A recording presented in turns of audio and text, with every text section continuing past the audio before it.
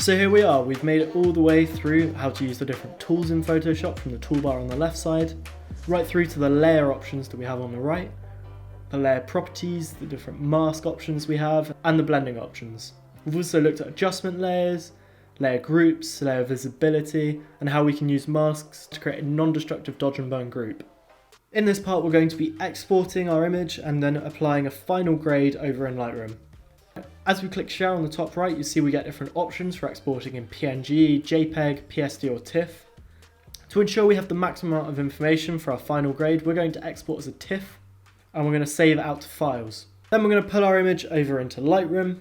Then we're going to select our image over in Files from Lightroom and import it, where we can start to play with the different filter options that Lightroom gives us.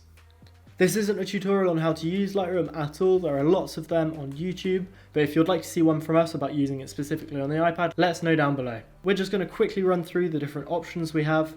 For example, here I'm going to add some grain in there. I'm then going to go into our curves and lift the shadows slightly. That will give us a really nice flat look. But as we've used our black and white pre-grade over in Photoshop, we'll still maintain some really nice contrast in the image. That's really all I'm going to do to this image, a bit of grain and then lifting the shadows but keeping that contrast. There is something we can do just to make it pop slightly more. We're going to take our localized adjustment again, drag it out slightly and play around with the shadows. We can even take our brush tool and paint in a certain area.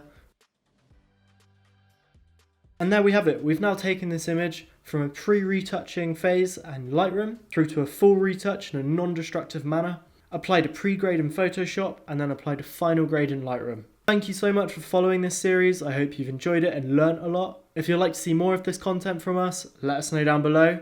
And if you're also an avid video editor, check out our series on using DaVinci Resolve to take an advert from start to finish. As always, thank you very much, and we hope to see you soon.